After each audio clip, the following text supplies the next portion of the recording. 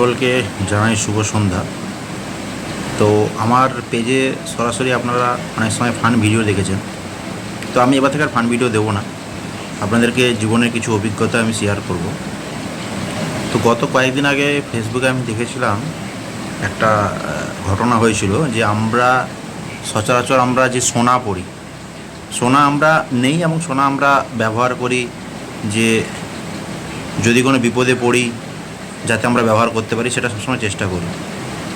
তো এইরকমই একটা কোনো ঘটনা দেখেছিলাম যেখানে কোনো একজন ব্যক্তি একটা ব্যাংকে সোনা রেখে 10 লাখ টাকা সে লোন নিয়েছিল। তো 10 লাখ টাকা লোন নিয়েছিল এবং 1 বছরের মাথায় সে যখন সেটা শোধ করে, এবার যেহেতু ব্যক্তিটা রেখেছিল এবং ব্যক্তিটা সেই সময় ছিল না, বাইরে ছিল, কোনো একটা দরকার ছিল, সেখানে তার মিসেস এসে লোনটা নিয়ে গেছিলো এবং মিসেস যখন সোনাটাকে ফেরত নিতে আসে তখন দেখে সোনাটাকে বদলানো হয়েছে এবং সোনাটা বদলিয়ে হচ্ছে ইমিটেশনের সোনা, সেম ডিজাইন সেমভাবে করা হয়েছে। তো যখন ওনার মিসেস এটা দেখে প্রথমে একটু থতমতিয়ে যায় এবং বুঝতে পারে না যে ওটা মানে অরিজিনালি সোনা কিনা।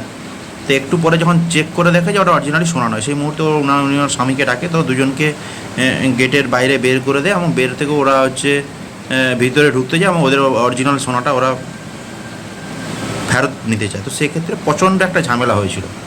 তো সেটা অবশ্যই আপনারা ফেসবুকে দেখে থাকবেন। তো আমি একটাই কথা বলবো যে যেহেতু আপনারা ব্যাংকে যখন সোনা দিচ্ছেন গোল্ড লোনের জন্য, তো অবশ্যই আপনারা সোনার ফটোটা, যে সোনাগুলো দিচ্ছেন সোনার ফটো একটা ছবি তুলে রাখুন।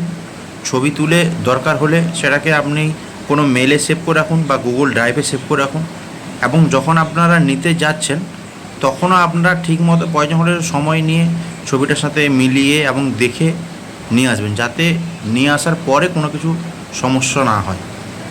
তো অবশ্যই এটা আপনারা করবেন এই আশা রাখি, এবং যদি ভালো লেগে থাকে তো অবশ্যই সবাইকে শেয়ার করবেন, যাতে অনেক মূল্যবান যেটা সোনা এখন সবথেকে মূল্যবান জিনিস। আমার সোনার দাম যেভাবে বাড়ছে আগামী কয়েক বছরের মধ্যে 2 লাখ টাকাও কষ্ট করে যাবে। তো সেক্ষেত্রে এটা কোনোভাবেই যেন কোনোভাবে না হয়। তো কারণ ব্যাংক সবসময় ফায়দা নেওয়ার চেষ্টা করবে, ব্যাংক হোক বা যে কোনো প্রতিষ্ঠান হোক। আবার অনেক সময় অনেক ব্যাংক জেনুইনই দেয়, তো হতে পারে হয়তো মিসআন্ডারস্ট্যান্ডিং বা কিছু হয়েছিল। বাট আমি বলবো যেটা যাতে না হয় এবং টাইম মতো আপনারা যাতে সোনা যদি টাইম মতো ছাড়াতেও না পারেন, তাও বলবো যে আপনারা রেনুয়ালটা টাইম মতো করে নেবেন, যাতে কোনোরকমভাবে সোনাটা ব্যাংকের দখলে না চলে যায়। তো যদি ভালো লেগে থাকে অবশ্যই ভিডিওটা শেয়ার করবেন। সবাইকে আজকে ভাতৃ তৃতীয়ার শুভেচ্ছা জানাই। সবাই ভালো থাকবেন, সুস্থ থাকবেন। ধন্যবাদ।